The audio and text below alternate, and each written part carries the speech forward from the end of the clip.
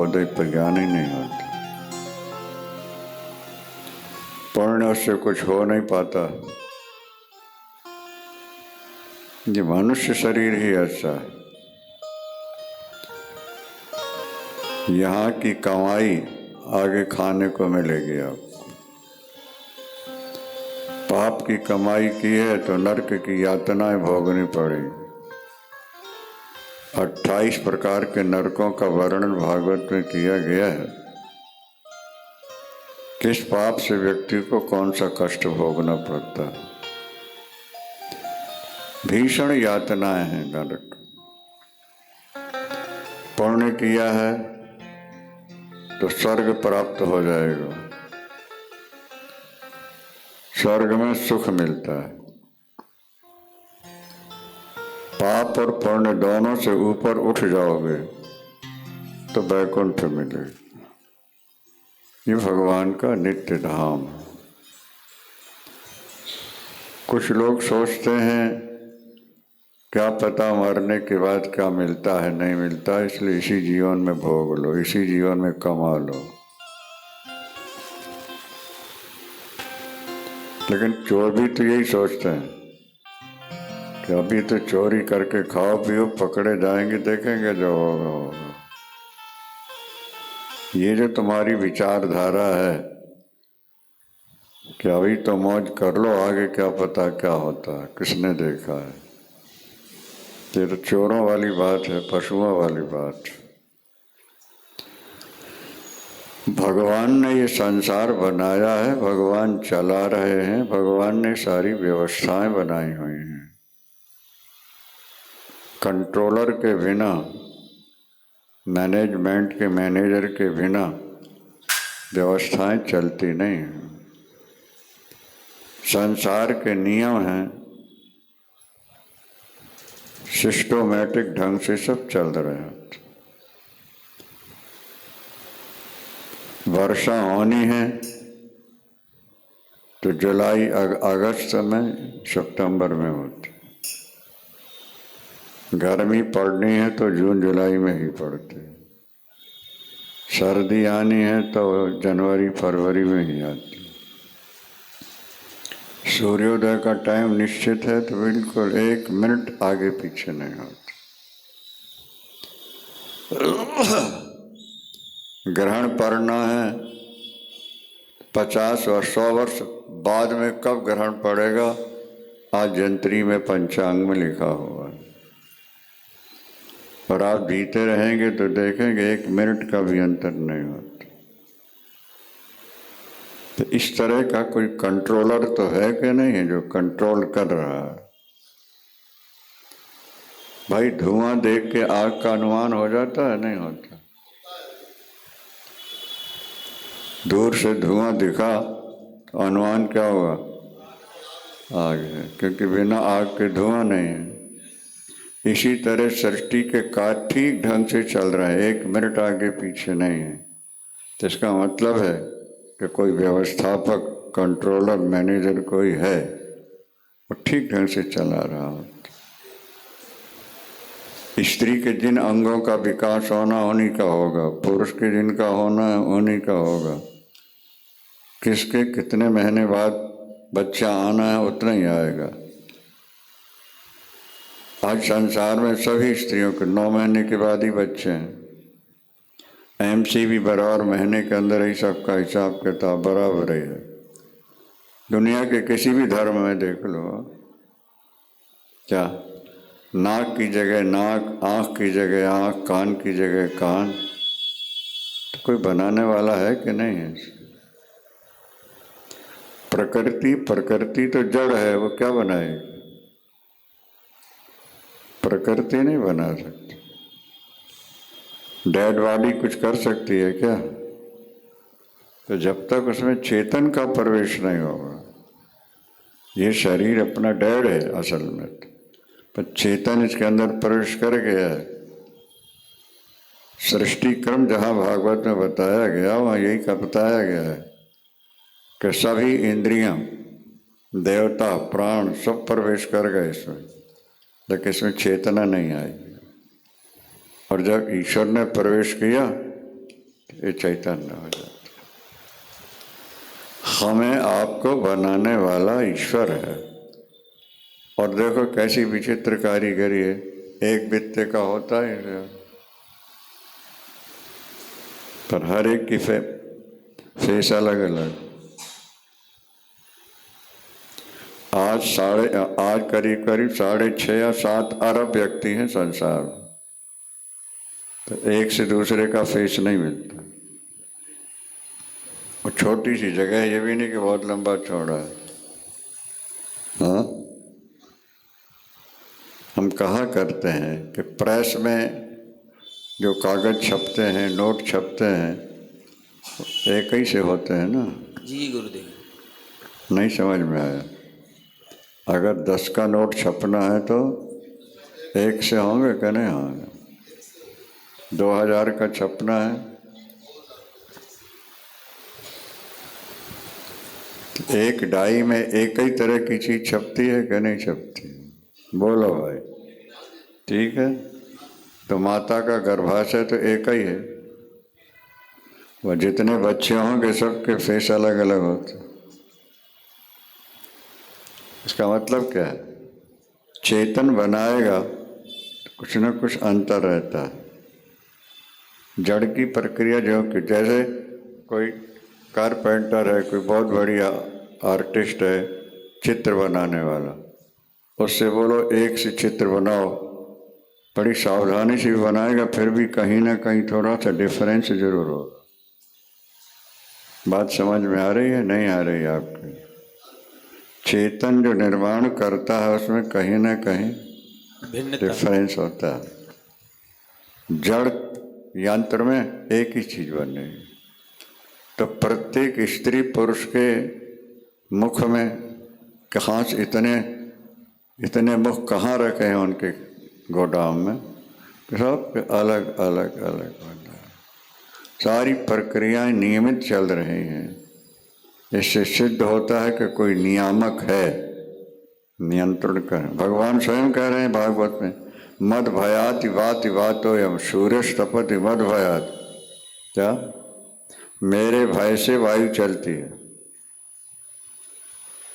और बिल्कुल ठीक है, इस दुनिया को बने हुए 2.25 अरब बरस हो चुके हैं लगभग, और तब से हवा चल रही है। हाँ, कभी 10 मिनट के लिए विश्राम किया हवा ने? और अगर कर ले तो फिर सबके विश्राम हो जाएंगे नहीं? अच्छा, दूसरी बात ये भी सोचना है कि हवा एक तरफ से दूसरी तरफ जा रही है, तो आगे तो सब खुला ही खुला है ना, और आगे चलती जाए? नहीं, मर्यादा है, कहाँ तक जाना है और कहाँ से लौटना है। आज प्लेन में 100-200 आदमी बैठ के चलते हैं, 500 लोग बड़ा आश्चर्य करते हैं। हम कहा करते हैं इसमें क्या आश्चर्य? आश्चर्य तो इसमें है कि करोड़ों टन वजन लेकर के बादल आकाश में बिना मशीन के चल रहे होते हैं। क्या भाई? बादलों में पानी है ना, मशीन लगी है क्या? तो गिरते क्यों नहीं है? बिना आधार के कैसे टिके हुए हैं? और उनमें कितना वजन भरा हुआ है? करोड़ों टन वजन डल। और जहाँ गिरना है वहीं गिरना है, और जितना गिरना है उतना ही गिरना। ये देवियाँ आटा छलनी में डाल दें और हिलाएं नहीं तो आटा नीचे गिरेगा क्या? कब गिरता है? तो कोई है ना ऊपर, जहाँ देखता है कि यहाँ पानी की ज़रूरत है, वहाँ बादलों को हिलाता है, तभी तो पानी गिरता है ना, एक आटे की तरह। नहीं समझे आप बात को? सारे काम सिस्टोमेटिक ढंग से चल रहे हैं। इसका मतलब है कि कोई ना कोई चलाने वाला है। अनुमान भी ये कहता है। इसलिए सज्जनों, भजन करना है, ये हमारा प्रधान कर्तव्य है। नहीं करेंगे अगला जन्म पशु कीट पतंग का मिलेगा। आप हाथ से भगवान का पूजन नहीं करते, माला नहीं जपते, कथा में ताली नहीं बजाते, अगले जन्म में पैर हाथ नहीं मिलेंगे आप। डोंगरे जी महाराज कहा करते थे कि ऐसा नहीं करोगे तो अगले जन्म में बैल बनोगे। सूरदास जी ने भी यही बात कही है, भजन बिना बैल बिगानो होई है, चार पांव से सींग गूंग मुख तब कैसे गुण गई है, भजन बिना बैल बिराना हुई है। लादत जोतत लकुट बाजी है, तब कहाँ मूड छुपाई है, भजन बिना बैल बिराना हुई है। भजन नहीं करोगे तो छूट जाएगा। भजन करने से फायदा होता है, प्रत्यक्ष है। एक बच्चा पैदा होते अरबपति हो जाता है, दूसरा जिंदगी भर में भी अपने परिवार का ठीक से भरण पोषण नहीं कर पाता है। कोई बहुत सुंदर होते हैं, कोई कुरूप होते हैं, कोई बलवान होते हैं, कोई कमजोर होते हैं। नहीं समझे? अगर भजन का कोई फल नहीं है, पुण्य का कोई फल नहीं है, तो फिर वो सुंदर क्यों हो रहा है, दूसरा कुरूप क्यों हो रहा है? दूसरा पैदा हो तो अरबपति हो गया, टाटा बिरला के अगर बच्चा पैदा हो जाए, नया काम तो अभी किया ही नहीं उसने, अरबपति हो गया कि नहीं हो? बोलो।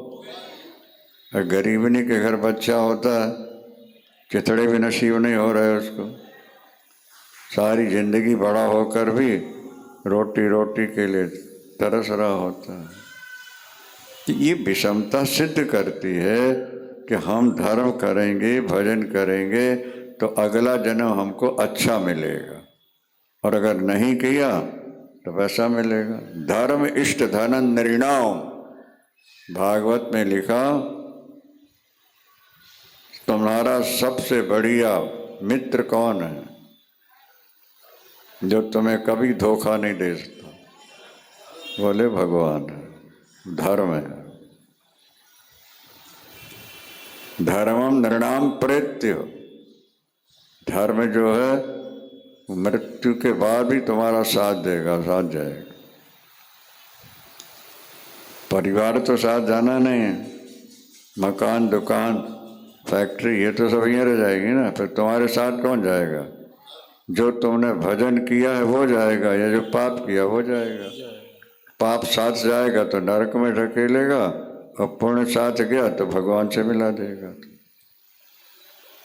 इसलिए आगे देखा जाएगा जो होगा, अभी तो मौज ले लो। ये पशुओं वाली बुद्धि है, मूर्खों वाला सिद्धांत है। जैसे हमने कहा ना कि चोर यही सोचता है, अभी तो चोरी करो, खाओ पियो, जब पकड़े जाएंगे देखेंगे जो होगा होगा। अगर बुद्धि निर्मल हो तो सोचेगा भूखे मर जाएंगे पर हम चोरी नहीं करेंगे। नहीं समझ में आ रहा? बहुत लोग हैं जो गलत काम नहीं करते, चोरी नहीं करते, डकैती नहीं डालते, दूसरों की हत्याएं नहीं करते। कुछ ऐसे हैं जो दिन दहाड़े मारते हैं, लूटते हैं और करते हैं। क्यों? बुद्धि कमजोर है। कमजोर बुद्धि का लक्षण क्या है? बोले ईश्वर के प्रति आस्था न होना कमजोर बुद्धि का लक्षण है। विशिष्ट बुद्धि का लक्षण क्या है? बोले जिसने हमें पैदा किया हुआ है वो परमात्मा है। क्या समझा? मुर्गी के अंडे को फोड़ के देखो, पानी पानी है कि नहीं है उसमें? जब मुर्गी अंडा देती है उसी से उसको फोड़ के देखोगे तो ठीक है। फिर आँख की जगह आँख बनना, कान की जगह कान बनना, चोंच की जगह चोंच, पैर की जगह पैर, ये कौन बना रहा है? भगवान बना रहा। मोर नपुंसक हिजड़ा है, पर ये जब सांवले सांवले बादल देखता है, मंद मंद गर्जना सुनता है, तो पंख फैला के नाचता है, उसके आंखों से अश्रु निकलता है। मयूरनी अश्रु पी लेती है, गर्भवती हो जाती है।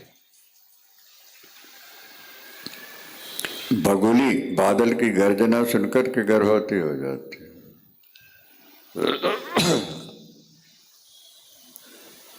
अच्छा, आंसू पानी है ना, पी लिया, गर्भवती हो गई।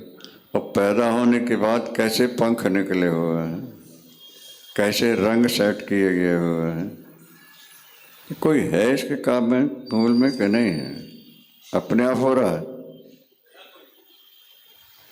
गहराई से जब विचार करोगे, अरे भाई आप रात को सो जाते हो तो श्वास कौन लेता छोड़ता है? सो जाने के बाद फिर भी कोई श्वास लेना छोड़ना है ना।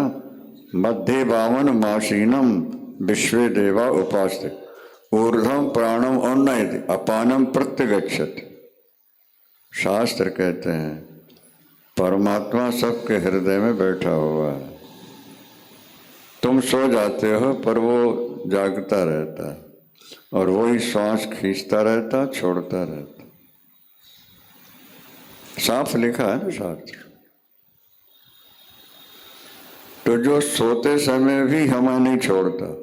और मजे की बात अगर ध्यान से सुन सको, समझ पाओ तो भगवान सबके हृदय में रहता है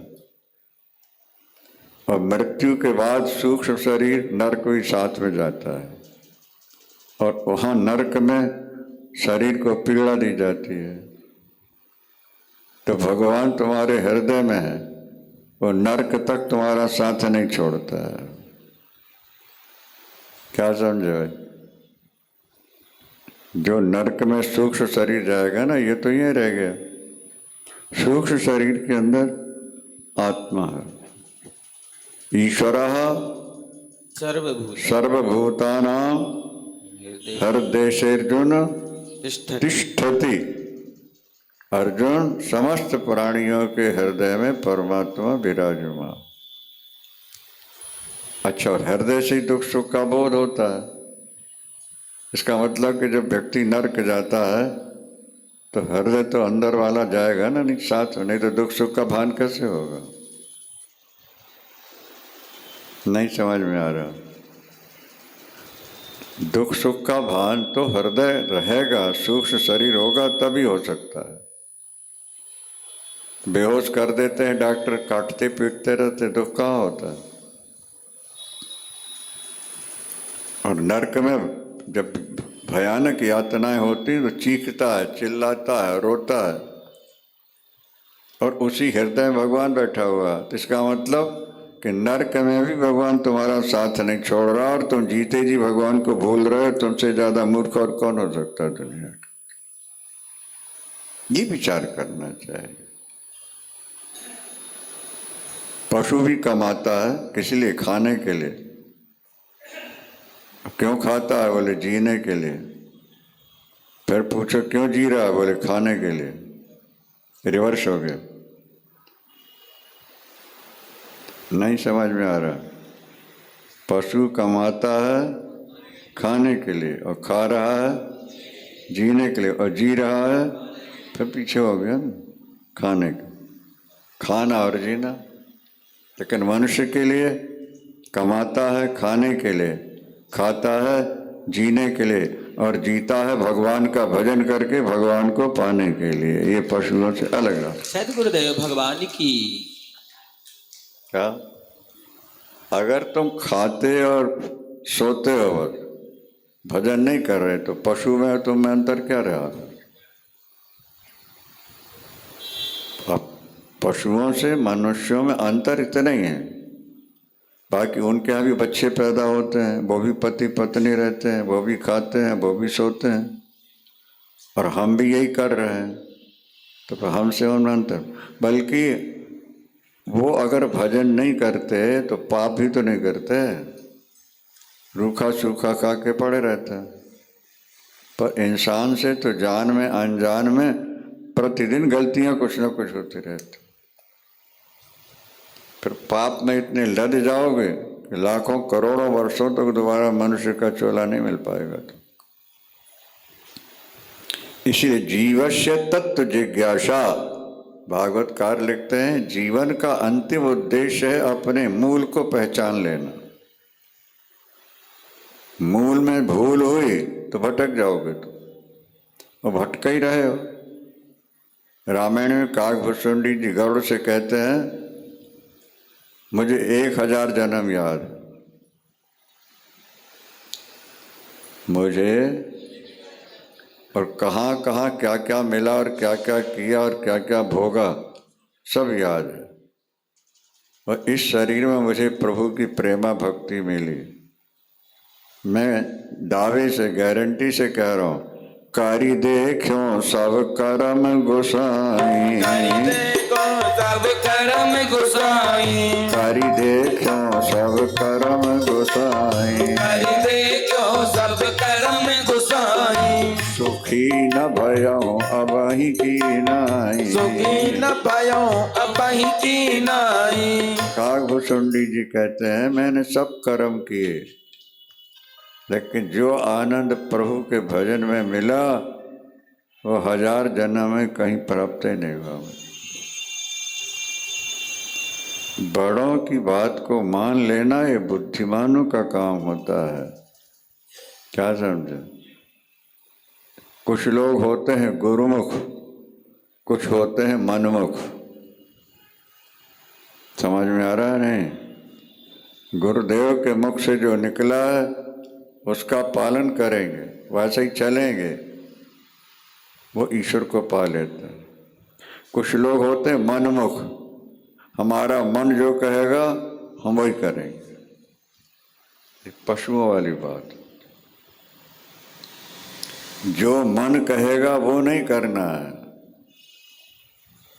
जो शास्त्र गुरु माता पिता कहेंगे वो हमें कर,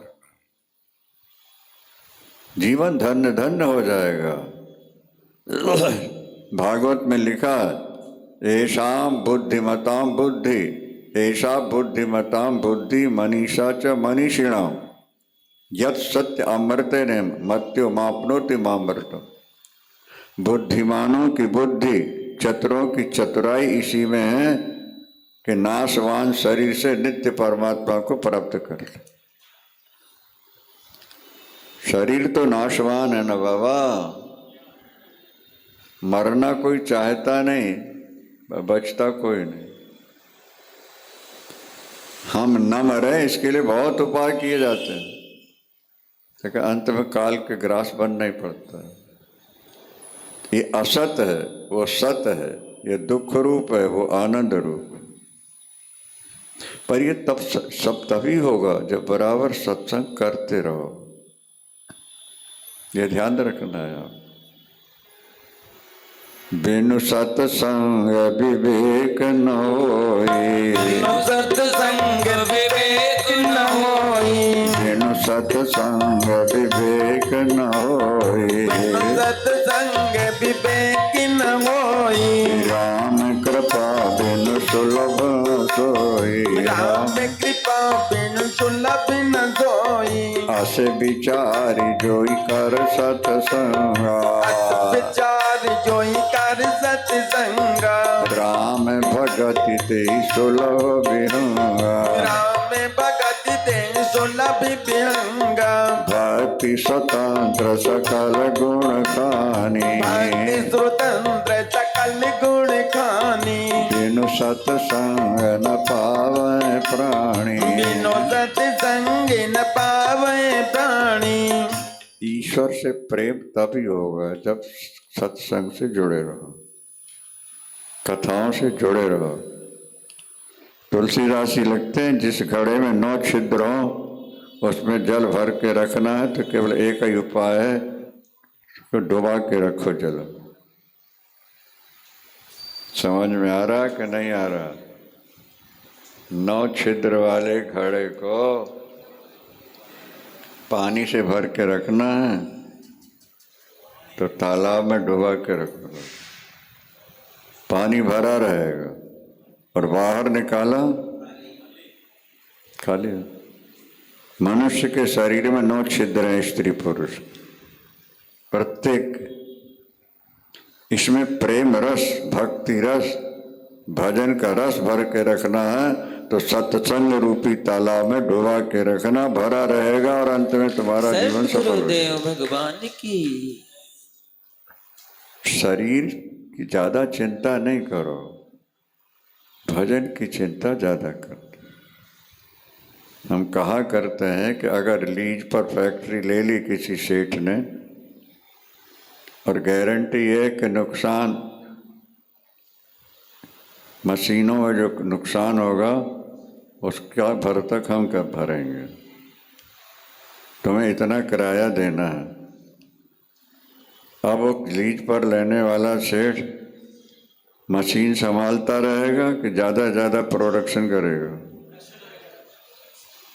बोलो भाई, टूट फूट की जिम्मेदारी मालिक पर है। हमें तो प्रोडक्शन करना, इतना बढ़ाना है कि हमारा किराया खर्चा सारी आमदनी हमको मिल जाए, दिन रात चलाए। तो ये तो मशीन है, नहीं समझे? जब तो किराए से उन्होंने दिया होगा तो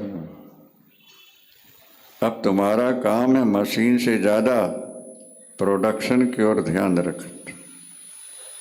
ठीक है भाई, समझ में आ रहा है कि नहीं आ रहा? भजन की ओर ज़्यादा ध्यान रखो।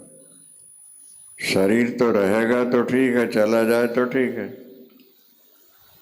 रह जाएगा तो और भजन कर लेंगे, और जाएगा तो हम सीधे भगवान क्या जाएंगे, छुट्टी हो गई। भजन की ओर ध्यान, और सत्संग करोगे तो भजन होगा, नहीं तो भजन नहीं होगा। राधे कृष्णा गोविंद गोपाल राधे माधवा, राधे कृष्ण गोविंद गोपाल राधे माधवा, राधे कृष्ण गोविंद गोपाल राधे माधवा, गोपाल राधे माधवा, गोविंद राधे माधवा, गोपाल राधे माधवा, गोविंद राधे माधवा। जय कृष्ण कन्हैया माधवा, कृष्ण कन्हैया माधवा, कृष्ण कन्हैया माधवा, जय कृष्ण कन्हैया माधवा। जय राधे कृष्ण गोविंद गोपाल राधे माधवा, जय राधे कृष्ण गोविंद गोपाल राधे माधवा। हरि बोल।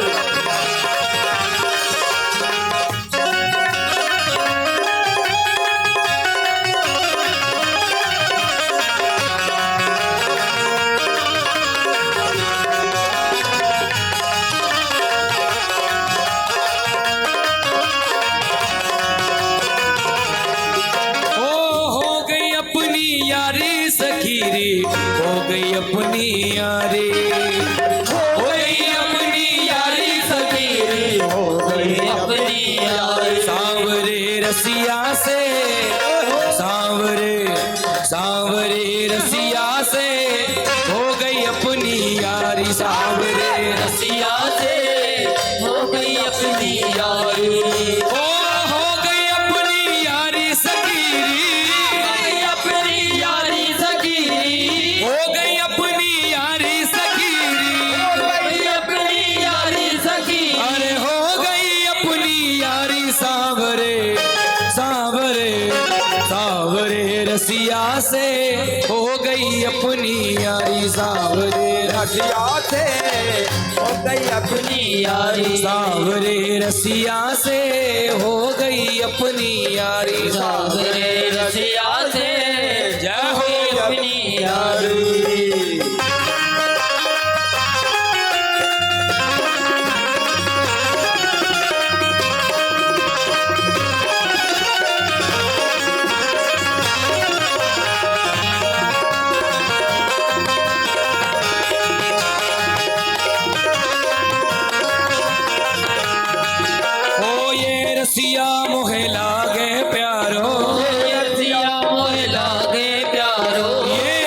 रसिया मोहे लागे प्यारो, ये रसिया मोहे लागे प्यारो, तीन लोक से यह है न्यारो, तीन लोक से ये न्यारो, तीन लोक ते है ये न्यारो, तीन लोक से है ये न्यारो, इनमें बसी बाकी सूरत में, इसमें बसी बाकी सूरत में भी जाऊं बलिहारी। सावरे सावरे सावरे रसिया से हो गई अपनी यारी, सावरे रसिया से हो गई अपनी यारी, सावरे रसिया से हो गई अपनी यारी, सावरे रसिया से हो गई अपनी यारी।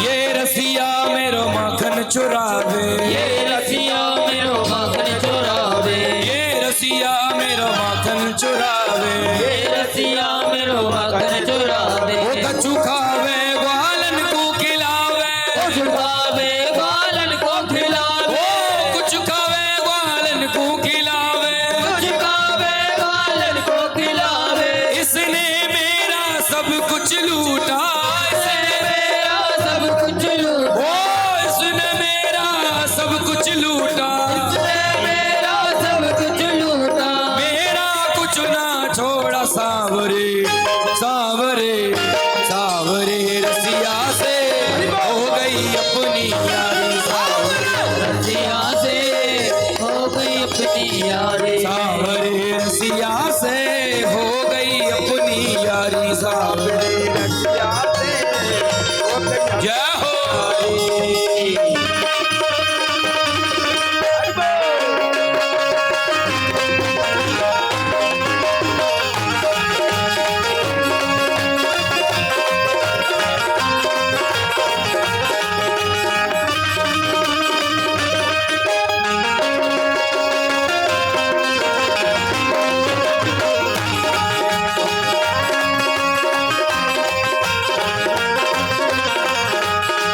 ओ ये रिश्ता नित सपने में आवे, रसिया ने ते सपने में आवे, ये रसिया नित सपने में आवे, ये रसिया ने सपने में आवे, ओ मीठी मीठी बत्तियां सुनावे, मीठी बतिया सुनावे, ओ मीठी मीठी बत्तियां सुनावे, मीठी बतिया सुनावे, जब यादों में पकड़न भागी, यारों में पकड़न लगी, ओ जब यादों में पकड़न भागी, पिया को मैं पकड़ने लगी, भूल गई आंख हमारी, सावरे सावरे सावरे रसिया से हो गई अपनी यारी, सावरे रसिया से हो गई अपनी यारी, सावरे रसिया से हो गई अपनी यारी, सावरे रसिया से हो गई अपनी यारी, हो गई अपनी यारी सकीरी, हो गई अपनी यारी सकीरी, हो गई अपनी यारी सकीरी, हो गई अपनी यारी सकीरी, हो गई अपनी यारी, सावरे सावरे सावरे रसिया से हो गई अपनी यारी, सावरे रसिया से हो गई अपनी यारी, सावरे रसिया से हो गई अपनी यारी, रसिया से हो गई अपनी यारी, सावरे रसिया से हो गई अपनी यारी, सामने रसिया से हो गई अपनी यारी।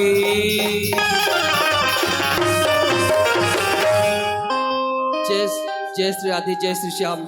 आप एक बार जोरदार परम पूज्य महाराज श्री के लिए ताली बजाएंगे।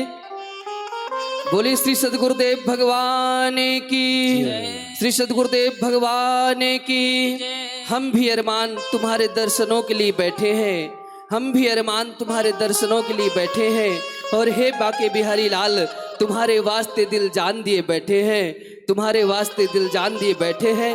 श्री ललिता आश्रम ट्रस्ट श्री धाम वृंदावन के माध्यम से आप ईश्वर चैनल एवं YouTube के माध्यम से देश विदेश में अनेक राज्यों में परम पूज्य महाराज श्री के शिष्य एवं कथा प्रेमी श्रीमद् भागवत कथा सुन रहे हैं। आप सभी को जय श्री राधे, जय श्री कृष्णा।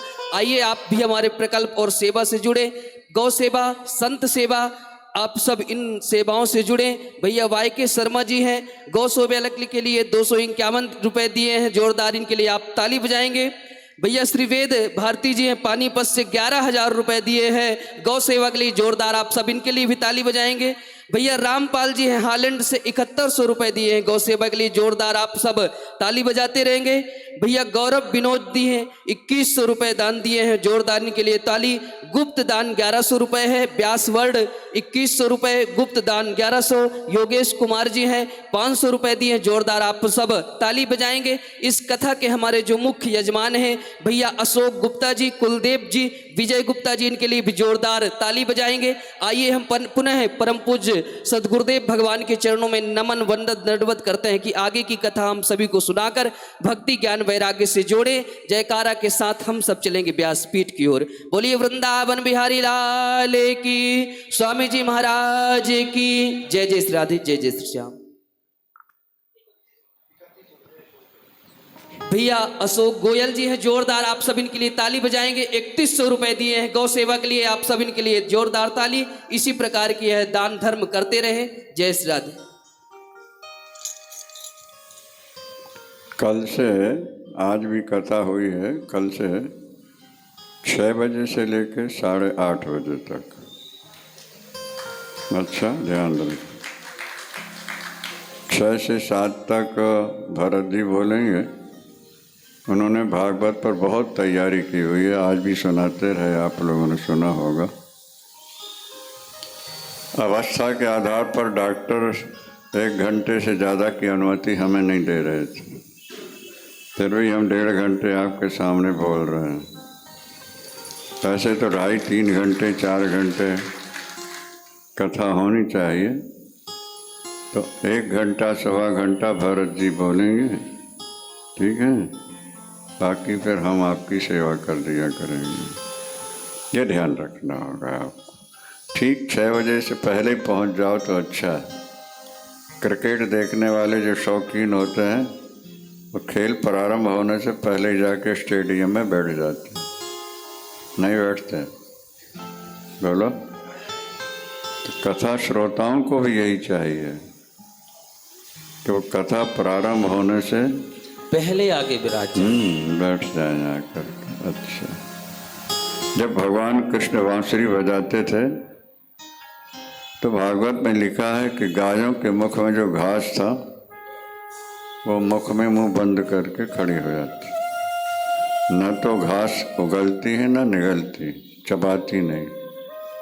क्यों? बोले चबाएंगे उगलेंगे तो खुरखुराहट होगी तो शब्द में बाधा आ जाएगी। बछड़े दूध पी रहे थे वो वैसे ही रह गए, थन पकड़े हुए मुंह में। पक्षी डालों पर बैठ गए हैं, मुंह बंद है, नेत्र खुले हुए। इस रस को पीने के लिए सावधानी की आवश्यकता है। भगवत रस है, इसका दूसरा नाम है अमृत। भगवान की कथा अमृत है जो तुम्हें अमृत से मिला सकती है। कुर्सियां और ला करके रख दें, कार्यकर्ता ध्यान रखो। वृंदावन बिहारी लाल की जय। ध्यान रखें जरा। तब कथा मृतम, तप्त जी भागवत में लिखा है प्रभु आपकी कथा अमृत है। पिबतोच्युत पीयूषो, अमृत का दूसरा नाम पीयूष भी है। तो भागवतकार लिखते हैं वो भाग्यशाली जन है जो अमृत पीते रहते हैं। देवता मुख से पीते हैं तो भी गिरना पड़ता है, पर भक्त लोग कान से पी लें तो सदा के लिए वैकुंठ में वास मिल जाता है। वृंदावन बिहारी लाल की जय। क्या समझे भाई? देवता तो क्षीणे पुण्य मर्त लोकम विशंति आना पड़ता है ना, लेकिन जिन्होंने कानों से कथा रूपी अमृत पी ली है उनको फिर नस पुनरावर्तते वो दोबारा नहीं आएंगे, वैकुंठ में परिवार सहित निवास करेंगे। आप परिवार नहीं छोड़ना चाहते तो भी आपके लिए यही सलाह है कि आप खूब कथा सुन लो, इसके पुण्य से आप और आपका परिवार वैकुंठ पहुंच जाएगा, वहीं इकट्ठे मिल करके रहे आना। यहाँ तुम चाहोगे कि मिले रहे तो मिल नहीं पाएंगे, तो छूटने वाले हैं। मृत्युलोक में परिवार छूटेगा, कोई उसको रोक ही नहीं सकता। लेकिन कथा सुन लोगे, नाम जप लोगे तो सपरिवार वैकुंठ में जाकर के वास करोगे, आराम से रहोगे। न तत्व शोको न जरा न मृत्यु, वैकुंठ में वहाँ शोक, टेंशन, माइग्रेन नहीं है, वहाँ वृद्धावस्था नहीं है, वहाँ मृत्यु नहीं है, रोग नहीं, शोक नहीं, केवल आनंद का भोग है। और ऐसा आनंद जो कभी बिछड़ेगा नहीं। आज जो आनंद आपको मिला है थोड़ा बहुत, वो तो थोड़े दिन में बिछुड़ने वाला है, नहीं समझ में आया तो वैकुंठ चलो परिवार सहित, वहीं बैठ के आराम से रह लेना। ये परिवार भी नहीं छूटेगा और जन्म मृत्यु का चक्कर भी छूट जाएगा। ठीक है, समझ में आ रहा है कि नहीं आ रहा है? हाँ, इसलिए भजन जरूरी है। शरीर के लिए अगर भोजन जरूरी है तो फिर आत्मा के लिए भजन भी जरूरी। इसमें दो चीजें हैं, एक शरीर है, दूसरे आत्मा है। शरीर का भोजन दाल चावल सब्जी रोटी है, और आत्मा का भोजन भगवान की कथा, भगवान का नाम होता है। और ऐसा नहीं करोगे तो फिर पशु जीवन में चले जाओगे, वृक्ष बनना पड़ेगा, भूत प्रेत बनना पड़ेगा। हम भजन नहीं करेंगे क्या होगा हमारा? जरूर होगा। क्या होगा? आत्महत्यारे की गति मिलेगी आपको। आत्महत्या करने वाले को कुकर या शुकर बनना, प्रेत बनना ही पड़ता है। जो बिना भजन किए मरेंगे उनको भी प्रेत बनना ही पड़ेगा, कुकर शुकर बनना ही लिखा ही हुआ है यहाँ पे। इसलिए इससे बड़ी कोई हानि नहीं है कि आपके द्वारा भजन नहीं हो रहा, और इससे बड़ा कोई लाभ नहीं है कि आपके द्वारा भजन हो रहा है। ये ध्यान रखें। काम भी करो लेकिन काम के साथ भजन करो। नारद जी ने वेद व्यास जी को बताया कि मैं पैदा हुआ था, मेरे पिता समाप्त हो गए, कोई भाई नहीं, कोई बहन नहीं, केवल एक माँ थी मेरी कहलाने वाली, और वो ब्राह्मणों के घर काम करके मेरा और अपना भरण पोषण कर रही थी, और मैं वहीं बालकों के साथ खेलता। ब्राह्मणों के घर पूजा पाठ होता रहता, वो संस्कार पढ़ते गए। चातुर्मास्य करने के लिए सन्यासी आए, गाँव के बाहर ठहरे थे वो, मुझे उनकी सेवा में लगा दिया गया। 4 महीने मैंने संतों की सेवा की, उनका जूठा प्रसाद भी पाया मैंने। वो जब पूजन में बैठते थे तो मैं बैठ के देखता रहता था, और जब कथा सुनाते थे तो बड़े प्यार से सुनता रहता और सेवा की। 4 महीने की सेवा के बाद मेरे हृदय में भक्ति जाग उठी। चक्की पीसने वाली, झाड़ू लगाने वाली माँ का पुत्र नारद, संतों का संग मिला, भजन का भाव जागा, और अंत में वो ब्रह्मा के पुत्र नारद बन के प्रकट हुए। ये देखना,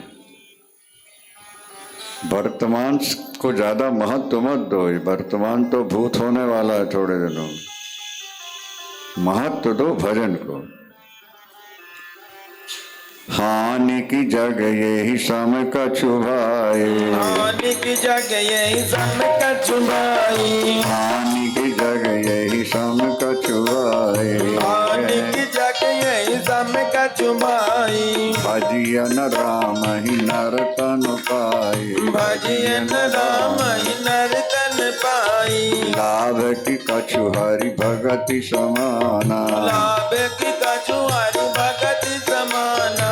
जेहि गावै श्रुति संत पुराणा, जेहि गावै श्रुति संत पुराना। इससे बड़ी कोई हानि नहीं है कि तुम्हारे द्वारा भजन नहीं हो रहा,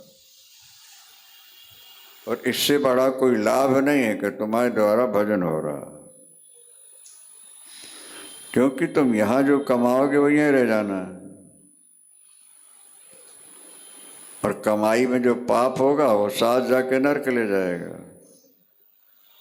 और तुमने भजन किया, धर्म कर लिया, तो ये तो यहीं रह जाएंगे कमाई खाने वाले, धर्म तुम्हारे साथ जाएगा क्या, और वो तुम्हें स्वर्ग या वैकुंठ ले जाएगा। धर्मो वित्तम नृणाम प्रेत्यो, भागवतकार लिखते हैं भागवत में कि तुम्हारा सबसे बढ़िया मित्र, कभी धोखा न देने वाला भगवान का भजन है या धर्म है। बाकी सब धोखा देते, पत्नी पति को धोखा दे रही है, और पति पत्नी को धोखा दे रहे हैं, और बेटे माता पिता को धोखा दे रहे हैं। यह संसार धोखे का है। अपने को लगता है कि सब हमसे प्यार कर रहे हैं। राजा भरथरी राजा थे, अपनी पत्नी से बेहद प्यार करते थे। क्या समझे भाई? उनको ऐसा लगता था कि मेरी पत्नी केवल मुझसे ही प्यार करती है, इसलिए उससे बहुत ज़्यादा प्यार करती। एक बार जंगल गए, संत मिल गए। संतों ने देखा ये तो बहुत धार्मिक व्यक्ति हैं और बहुत सात्विक नजर आ रहे हैं, एक फल उठा के दे दिया। 100 वर्ष तक जवान रहोगे, ये फल को खा लोगे। प्रजा का पालन करना ठीक ढंग से। लेके चले, सोचने लगे श्रीमती को अपनी खिला दूं तो वो 100 साल तक जवान रहेगी। लेकिन जहाँ ज़्यादा प्यार होता वहाँ देने की इच्छा होती है। प्यार और स्वार्थ में अंतर क्या है? लेने की ज़्यादा इच्छा हो तो स्वार्थ है, और देने की ज़्यादा इच्छा हो तो प्यार है। प्यार है। ये समझ के स्वयं न खा के श्रीमती को दे दिया, और श्रीमती का अटैचमेंट कोतवाल से था। चुपके चुपके प्यार होता रहता, लुका छुपी है तो दुनिया में ऐसे ही चलती है। रानी का अटैचमेंट कोतवाल से था। उसने सोचा मैं ना खा के उनको खिला दूं तो मेरे काम आते रहे। और कोतवाल का अटैचमेंट एक वेश्या से था। उन्होंने सोचा कि उसको दे दें, वो जवान रहेगी। और वेश्या का प्यार महाराज से था, भरथरी जी से। उसने सोचा वो खा लेंगे, जवान रहेंगे, प्रजा का पालन भी होता रहेगा और हमारे भी काम आए। और जब राजा के पास हाथ फल पहुंचा, अरे ये तो संत ने दिया था, ये तुमको कहाँ से मिला? बोले एक संत दे गए। निकाली तलवार, सच सच बता तो किसने दिया है? घबरा गई। बोले कोतवाल साहब ने दिया है मेरे। उनको बुलाया कि फल कहाँ से मिला है? तलवार हाथ में थी, क्रोध की मुद्रा थी। बोले महारानी जी ने दी है। और महारानी को बुलवा करके पूछा, अब नीचे सिर करके रहे। दुनिया धोखे धोखे में जी रही है। क्या समझे? अंदर कुछ और है, बाहर कुछ और है। ये भी समझ लेना चाहिए। बस भरथरी को उसी समय बैराग हुआ, मुकुट रख के सिंहासन पर जंगल चले गए। तुम्हारा अपना को अगर बेटा तुमसे प्यार करता है तो कुछ ना कुछ उसको आपसे पाने की आशा है। पत्नी भी आपसे प्यार करती तो उसको भी अपने सुख की आशा है कि तुमसे मिले।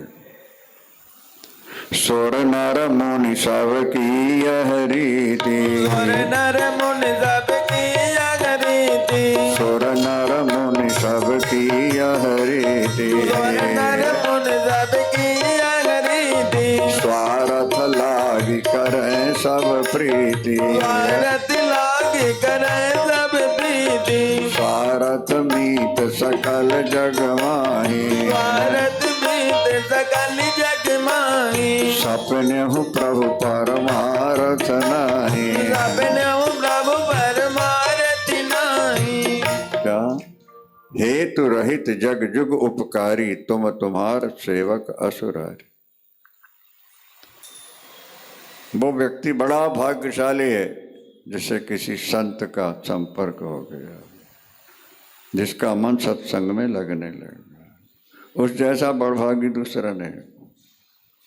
बड़े भाग पाई सत्संगा बड़े भाग पाई सत्संगा बड़े भाग पाई सत्संगा बड़े भाग पाई सत्संगा बिना ही प्रयास हो ही भव भंगा नहीं प्रयास मोहि भव भंगा बड़े भाग्य मानुष तनु पावा और बड़े भाग्य पाई सत्संगा सत्संगा। बड़े भाग्य का प्रयोग वही है।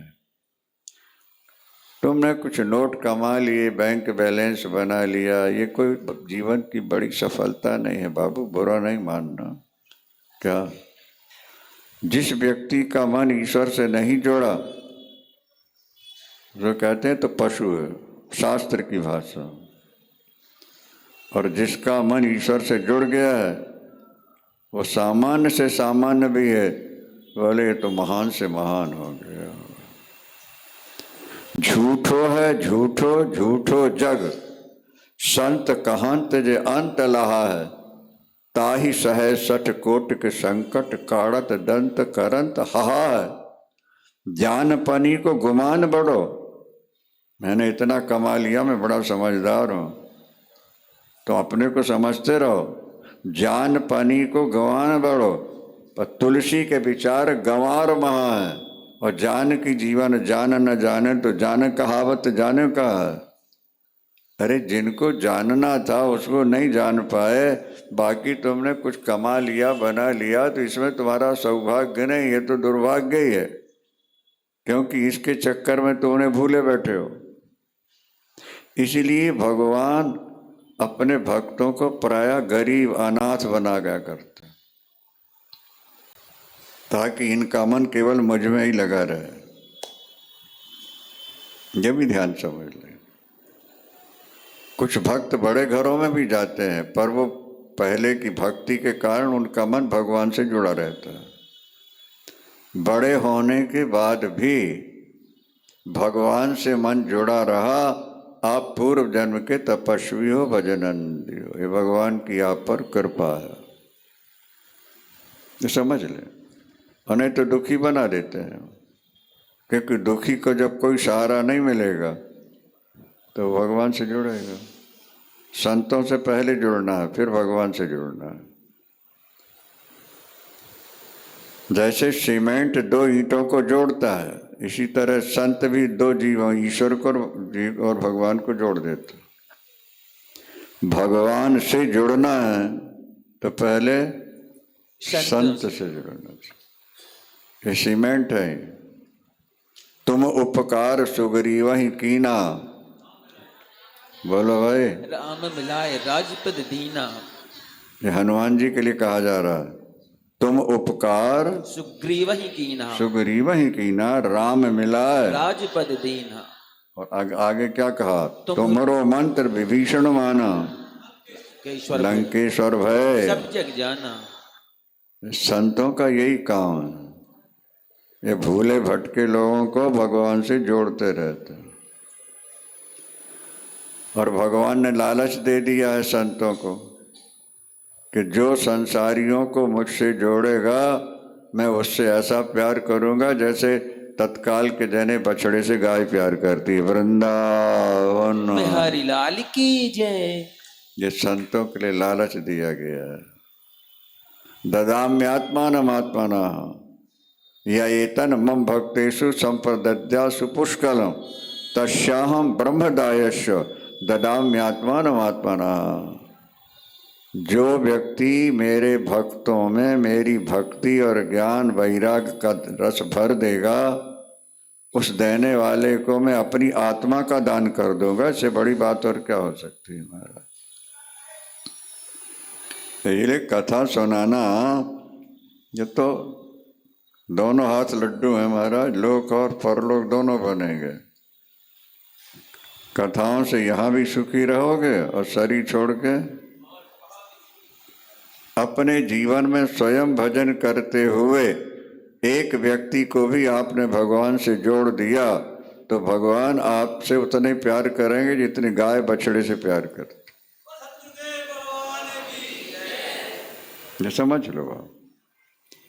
इसलिए जैसा हमने कहा कि नारद जी गरीब थे, गरीब घर पैदा हुए, केवल माँ थी, लेकिन संतों का संग मिल गया और मिला तो भगवान कृष्ण का दर्शन भी हो गया। और अंत में जब ब्रह्मा की गोद से प्रकट हुए नारद जी, तो भगवान कृष्ण सामने खड़े थे, बीणा दे दी, गाओ, भोले भटके लोगों को रास्ता दिखाते जाओ। तब से नारद जी घूम रहे हैं। ये प्रसंग हमें संकेत देते हैं कि ईश्वर से जुड़ जाना ये जीवन की सबसे बड़ी सफलता, सबसे बड़ा सौभाग्य, सबसे बड़ा लाभ है। जुड़ो। क्या अब अशोक जी शरीर से थोड़ा रुग्ण हो गए, लेकिन संतों से जुड़े हुए, पति पत्नी दोनों जुड़े हुए, लगे रहते। ये जीवन की सफलता। और भागवत में लिखा है,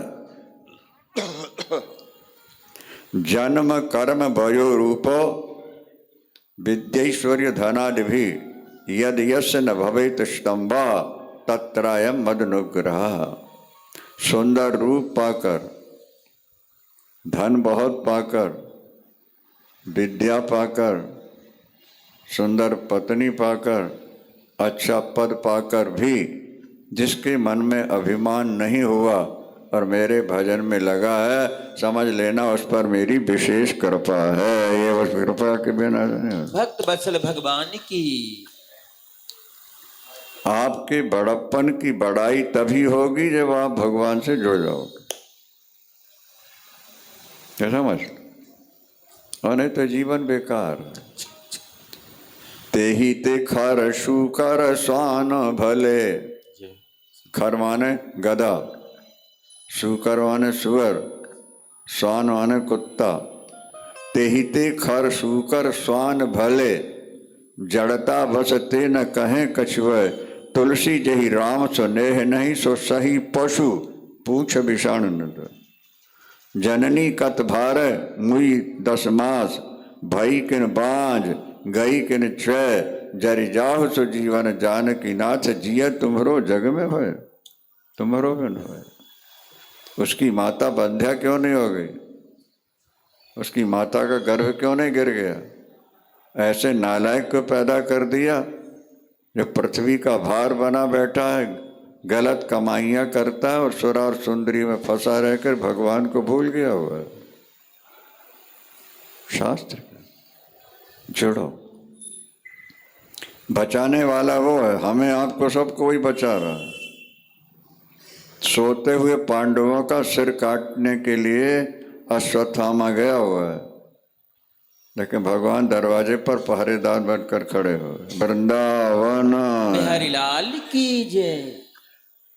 आप कहते हो कि हम परिवार को पाल रहे हैं, नहीं नहीं, आपको और आपके परिवार को परमात्मा पाल रहा है। ये ध्यान रख। परमात्मा तुम्हें हर चीज दे रहा है और तुम भूल रहे हो। भगवान ने पांडवों को उठाया और ले जाके अलग रथ पर बैठा ले, और द्रौपदी के 5 पुत्र पड़े थे, अश्वत्थामा ने उसको मार दिया। जीवन में थोड़ा संकट भी रहना चाहिए। मिठाई मिठाई कहाँ तक खाओगे तुम? मिठाई के साथ थोड़ा खटाई भी हो ना, नमकीन भी हो, मिर्चा भी हो, पर भोजन अच्छा रहता है। जिंदगी में सुख ही सुख मिलेगा तो सुखदाता को भूल जाओगे तुम, और थोड़ा सा दुख मिलता रहेगा तो भगवान का स्मरण बढ़िया होता रहेगा। इसलिए बुआ कुंती ने कहा भगवान कृष्ण से, जब भगवान द्वारिका जाने लगे तो कुंती जी ने कहा, कन्हैया तुम जा तो रहे हो, भगवान कृष्ण वसुदेव जी के पुत्र है ना, और वसुदेव जी सगे भाई हैं कुंती के। समझ में आ रहा है नहीं? तो कुंती भुआ बर मांग रहे हैं क्या, मेरे जीवन में सदा कोई ना कोई दुख बना रहे। आज दुख मांगने वाला कोई नहीं है और हैं सभी दुखी, और कुंती जी सुखी हैं और कह रही हैं मेरे को थोड़ा थोड़ा मेरे जीवन में बराबर कोई ना कोई दुख बना रहे। क्यों? मैंने अनुभव किया है, इनके पिता समाप्त हो गए पांडु, मैं अनाथ सी हो गई थी और मैंने आपके चरणों में बच्चों को डाल दिया और आपने इनको संभाला, और बीच बीच में संकट आए और मैंने दुखी होकर आपको पुकारा, आपने दर्शन दिया, संकट भी मिटा और वैकुंठ के दरवाजे भी खुल गए। इसलिए मैं चाहती हूँ जीवन भर कोई ना कोई समस्या बनी रहे, मैं आपको पुकारती रहूं। जब दुख आता है तो व्यक्ति हृदय से पुकारता है, और दुख ना हो तो फॉर्मेलिटी के रूप में मुख से कुछ बोल लेता थोड़ा धराम श्याम से। अगर द्रौपदी का चीर न खिंच रहा होता इतनी व्याकुल होकर पुकारते नहीं हो। वैसे तो हमेशा नाम लेती रहती थी, पर हर समय भगवान खड़े रहते क्या उनके साथ? बोलो नहीं। जब साड़ी खींचने लगी, आईएमसी से है और हजारों पुरुष बैठे हुए हैं, उस सभा में स्त्रियां कोई नहीं थी। उस समय उसको क्या लगा होगा, क्या बीती होगी उसके दिल पर, सोचो। और फिर उसने पुकारा करुण होकर, भगवान आ गए, साड़ी बन गए। जब जीवन में दुख आता है तो व्यक्ति हृदय से भगवान को पुकारता है, और जब सुख आता है तो फॉर्मेलिटी के रूप में राम राम श्याम श्याम कह लेते हैं। थोड़ा सा दुख जीवन में आना चाहिए, क्या समझा? फिर हृदय से चिंतन होता रहेगा, और जब हृदय से चिंतन होगा, अपने शास्त्रों में कहा गया है, जैसे हम चैनल से बोल रहे हैं तो लाखों के पास समाचार जा रहा है कि नहीं, प्रवचन, बोलो। और ऐसे बोले आपसे तो 2 ही 4 सुन पाओगे क्या नहीं? तो मुख से नाम लोगे तो थोड़ा ही फल मिलेगा, और हृदय से अगर प्रभु को पुकार लिया तो रोम रोम से आवाज निकलेगी, करोड़ों नाम हो जाएंगे, एक ही नाम के करोड़ों नाम भर करके भगवान को हिला देंगे, जल्दी पहुंच जाओ। उदाहरण हमने दे दिया आपको, चैनल के माध्यम से बोलें तो करोड़ों करोड़ लोग सुन सकते हैं, और ऐसे ही बात करें तो 2 ही 1 सुन पाएंगे। सामान्य रूप से राम राम श्याम श्याम कह लिया तो थोड़ा फल मिलेगा, सफलता देर से मिलेगी, और भीषण संकट आ जाए तो फिर हृदय से पुकारोगे, और हृदय की जो आवाज़ है वो चैनल है, और हृदय में ठाकुर विराजमान भी है। तुम्हारी आवाज़ निकली और भगवान दौड़ के तुम्हारे पास आ जाते हैं। गजराज हाथी था ना, ग्राह ने पकड़ा है, पहले उसके परिवार वाले भी सामने कोई आ नहीं सके, जो आए भी सफल नहीं हुए, और जब वो डूबने लगा केवल सूंड इतनी ऊपर रह गई थी, इतनी पूरा डूब, कोई सहायक नहीं बना। तो पूर्व जन्म का तपस्वी था वो, इंद्रद्युम्न नाम का राजा था, बैठा हुआ था गुरु आए, उठ के नहीं खड़ा हुआ, श्राप मिल गया था हाथी बनेगा। चरणों में गिरा, रोया, तो फिर आशीर्वाद मिल गया कि अंतिम समय भगवान का स्मरण होगा, तेरा उद्धार हो जाए। समझ में आ रहा है? नहीं तो जब पतनी सूढ़ बची है, प्रभु का स्मरण हो। सोनेरी मैंने निर्बल के बल राम, सोनेरी मैंने निर्बल के बल निर्बल के बल राम। क्या? जब लग गजबल अपनो बरत्यो, नेक सरयो नहीं काम, और निर्बल हो गजराज पुकार्यो, आए आधे नाम। आधे नाम में आ गए थे, पूरा हरि नहीं कह पाया और भगवान पहुंच गए। नंगे पैर आए, लक्ष्मी जी ने पूछा इशारे से कहाँ जा रहे हैं, तो भाव। हाथी ने कहा हा, हा से हरि, और भगवान हा कहकर हाथी, तो हा तो कहा वैकुंठ में, और थी कहा हाथी के पास पहुंच करके वृंदावन। बिहारी लाल की जय।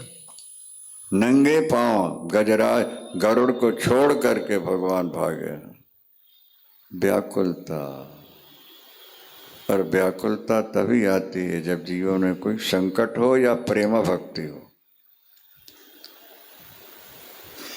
मुझे स्मरण चाहिए, मैं सदा स्मरण करूं, तो भगवान ने कहा फिर हम तुम्हें प्रेमा भक्ति दे देते। प्रेमा भक्ति से तुम निरंतर मेरा चिंतन करते रहो, और करते रहे।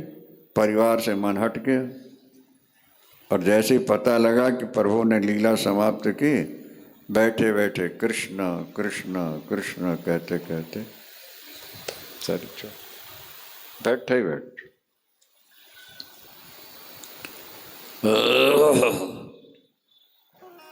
जब बहुत ज्यादा प्यार हो जाता है ना, फिर शरीर की परवाह नहीं रहती।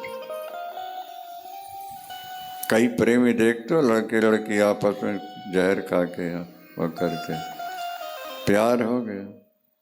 जब संसार का प्यार ऐसा बना देता है पागल, तो प्रभु का प्यार जिसको मिल जाए उसका जीवन तो धन्य धन्य हो जाएगा।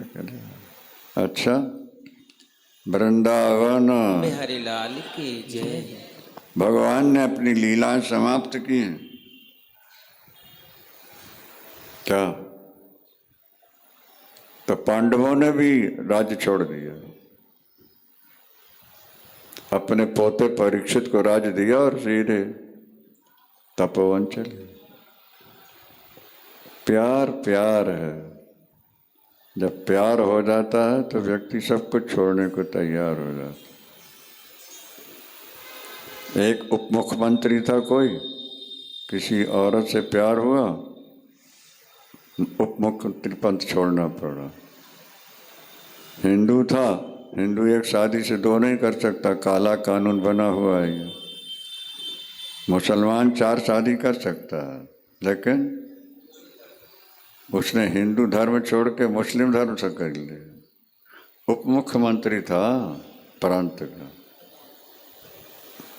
जब संसारी प्यार में लोग इतना त्याग कर सकते हैं, अगर परमात्मा से प्यार हो जाए फिर कहना क्या है, जीवन तुम्हारा धन्य धन्य हो जाए। महाराज परीक्षित ने भी राज्य का संचालन किया है, लेकिन ध्यान भगवान से जुड़ा रहता था। उनको ध्यान है कि मेरी दादी कुंती कैसे गई हैं, परदादी, और मेरे दादा पांडव और द्रौपदी कैसे जाके तपोवन में शरीर छोड़ता है। बड़ों के थोड़े ना थोड़े संस्कार छोटों में आते हैं, जरूर आते हैं। इसलिए परीक्षित राज्य का संचालन करते हुए भी अपना मन भगवान से जोड़ के रखते। 3 अश्वमेध यज्ञ किए हैं, विवाह हुआ है, 4 पुत्र भी हुए हैं परीक्षित के। वृत्ति प्रभु से जुड़ी हुई।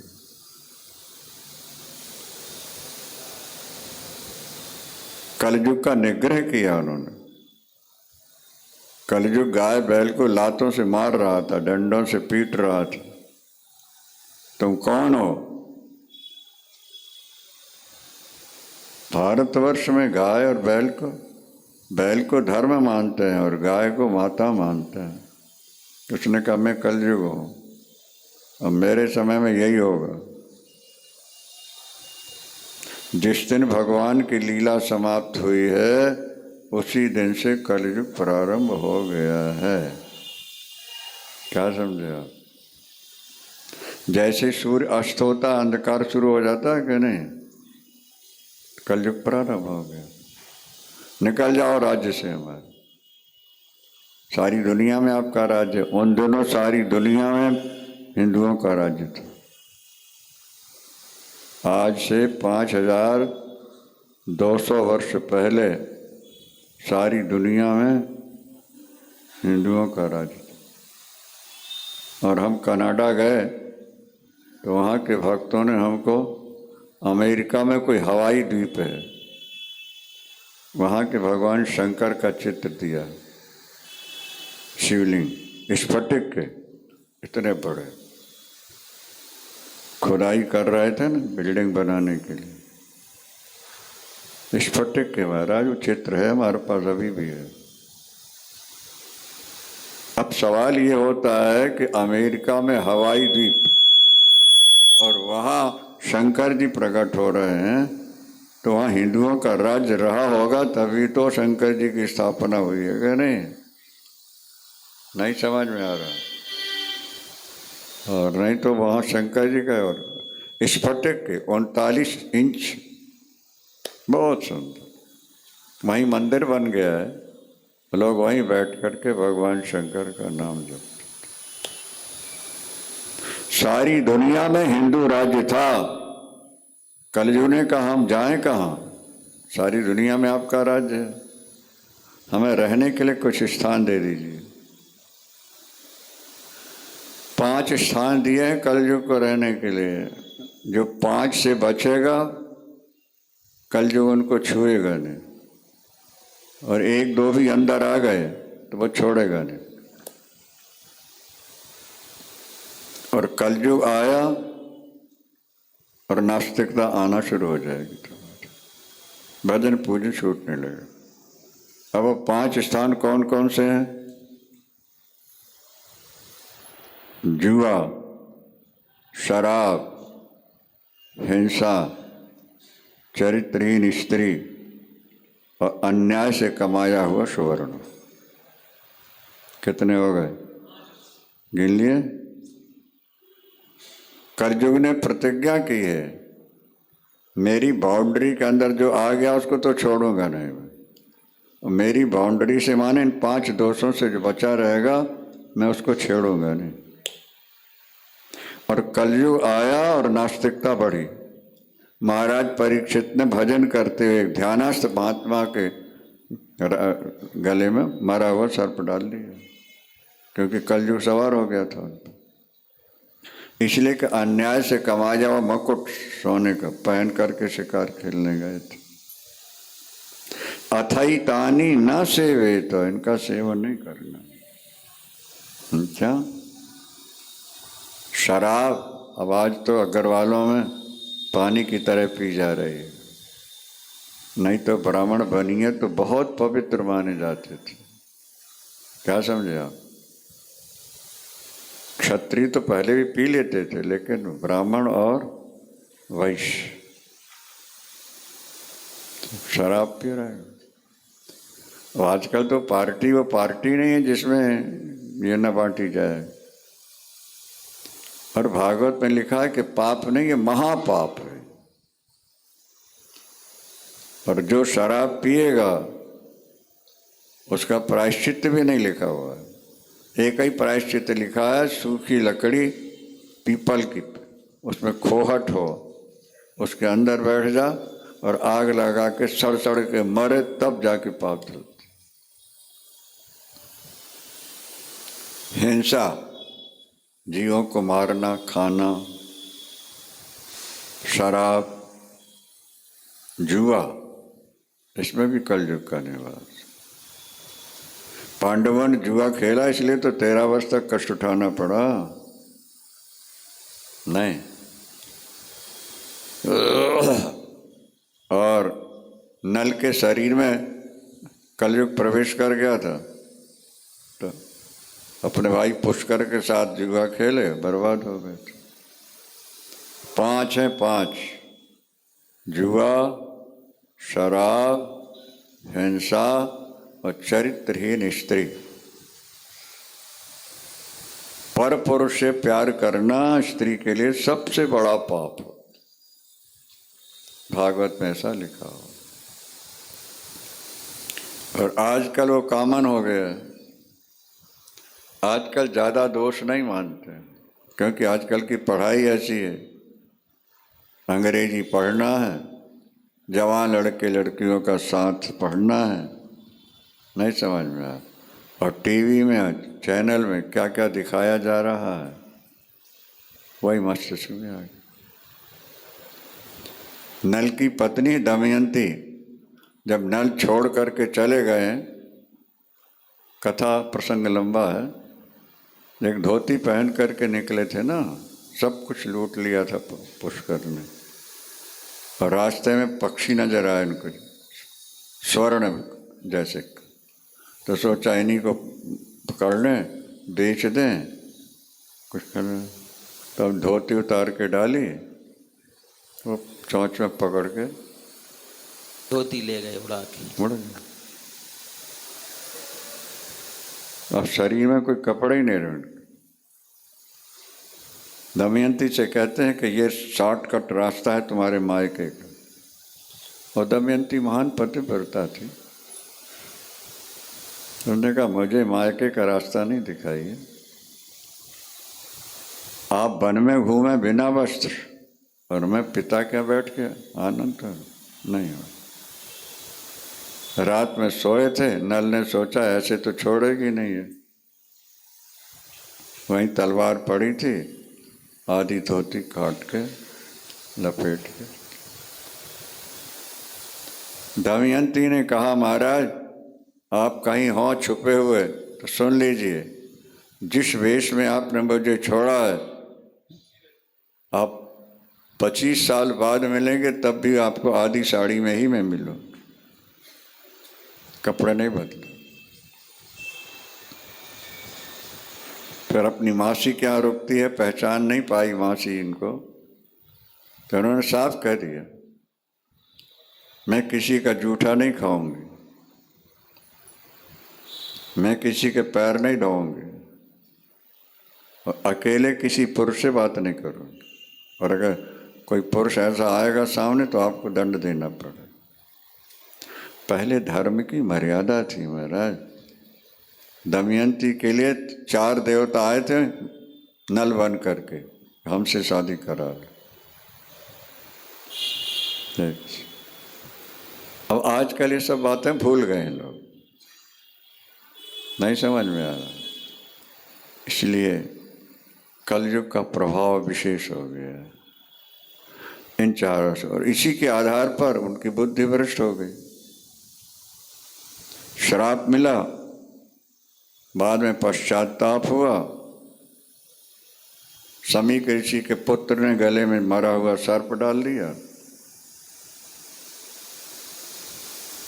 उनके बेटे ने श्राप दे दिया 7वें दिन मृत्यु। मेरे पिता के गले में सर्प डालने वाले 7वें दिन तेरे गले में जिंदा तक्षक आएगा तो कर मरेगा। जैसे मुकुट उतारा बुद्धि शुद्ध हो गई। हाय हाय मैंने तो बड़ा अपराध किया, मेरा राज्य नष्ट हो जाए ताकि मैं फिर ऐसी गलती न कर सकूं। इतने बालकों ने आके कहा 7वें दिन मृत्यु। उसी समय बेटे के सिर पर मुकुट, जन्मेजय नाम था, और गंगा किनारे आके बैठ। सुखदेव भगवान आए,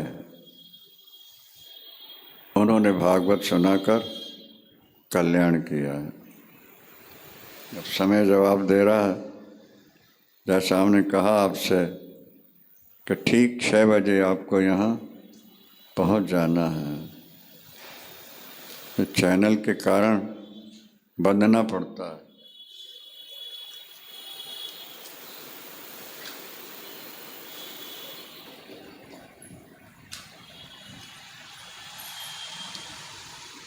हिंदू शांति प्रिया, उनका 73वां जन्मदिन है आज। तो उन्होंने 7,000 रुपये गौ सेवा के लिए भेजा है। बहुत बहुत धन्यवाद है, आशीर्वाद है। गौ माता की। उनका भी सारा जीवन भजन में व्यतीत हो रहा है। अच्छा है। तो कल से 6 बजे कम से, ठीक है, ताकि कुछ और मैटर आपको सुनने को मिल जाए। 6 से 7 उनका और 7 से 8:30।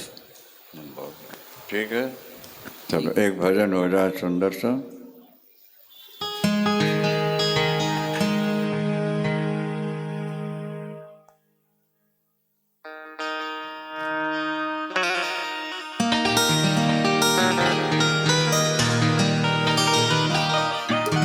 कमली ने, हाँ काली कमली ने, हो काली कमली ने ऐसा रंग डाला, रंग कोई चढ़ता नहीं। काली कमली ने ऐसा रंग डाला, रंग कोई चढ़ता नहीं। काली कमली ने ऐसा रंग डाला, रंग कोई चढ़ता नहीं। काली कमली ने ऐसा रंग डाला, रंग कोई चढ़ता नहीं। हो चढ़ता नहीं, चढ़ता नहीं, चढ़ता नहीं, हाँ चढ़ता नहीं, चढ़ता नहीं, चढ़ता नहीं। शाम प्यारे ने, हाँ शाम प्यारे ने, शाम प्यारे ने ऐसा रंग डाला, रंग कोई चढ़ता नहीं। शाम प्यारे ने ऐसा रंग डाला, काली कमली ने ऐसा रंग डाला, रंग कोई चढ़ता नहीं। काली कमली ने ऐसा रंग डाला, रंग कोई चढ़ता नहीं।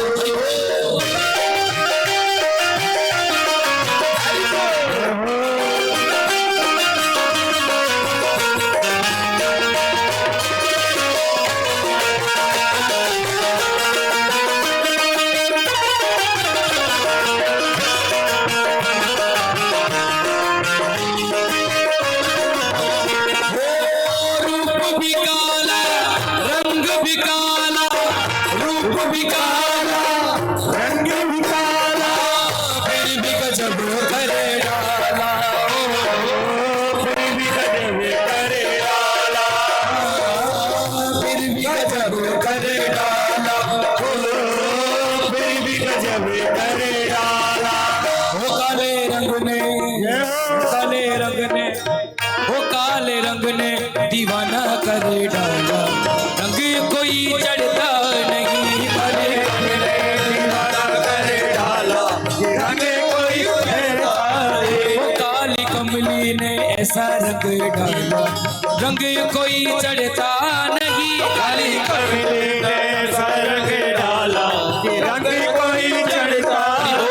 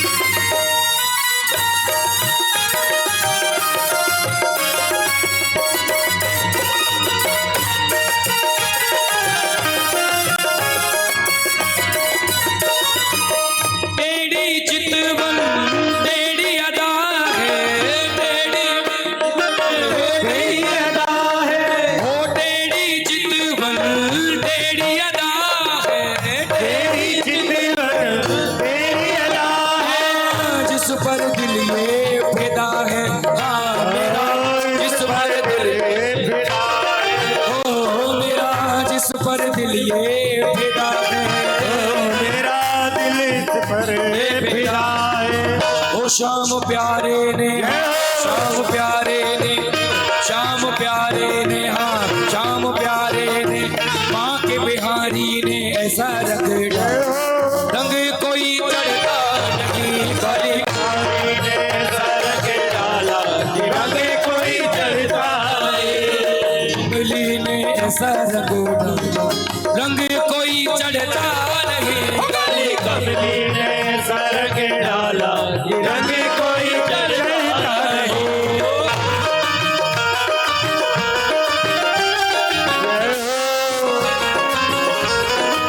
बोली श्री बांके बिहारी लाल की।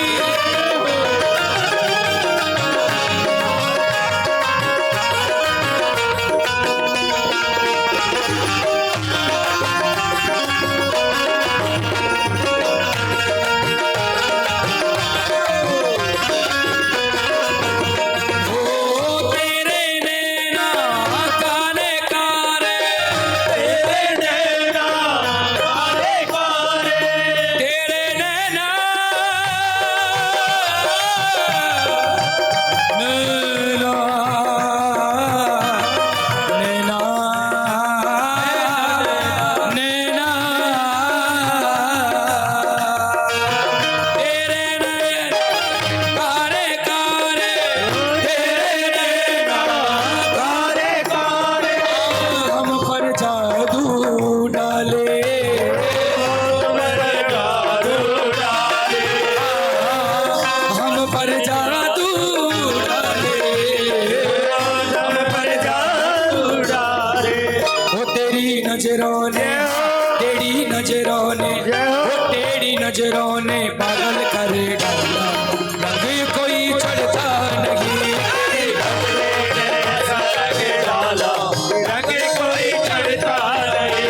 तेरी नजरों ने घायल कर डाला, रंग कोई चढ़ता नहीं नहीं।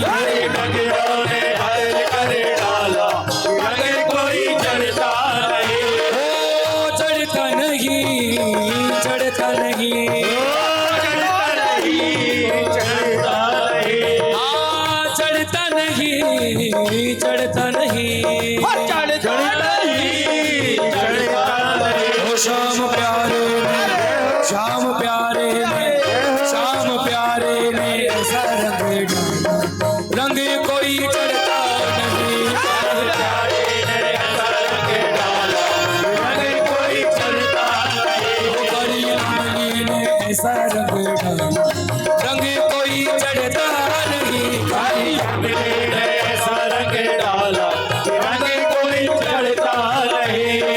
ऐसा रंग डाला मेरा सब कुछ रंग गया, ऐसा रंग डाला मेरा सब कुछ रंग गया। हाँ ऐसा रंग डाला मेरा सब कुछ रंग गया, ऐसा रंग डाला मेरा सब कुछ रंग गया।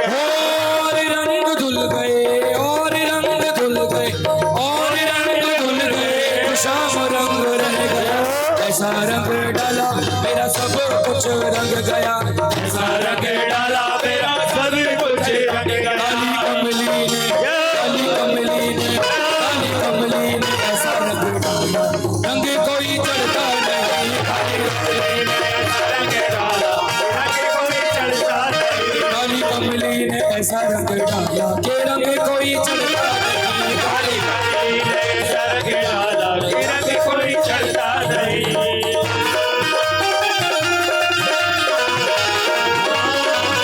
बांके बिहारी लाल की।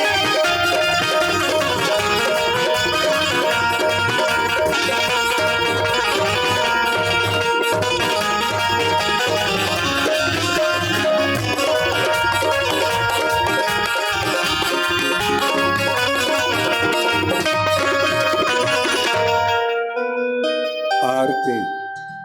ॐ मा चन्द्रमा मनुषो जात चक्षुः सूर्यो अजायत श्रोत्राद्वायस्य प्राणस्य मुखात्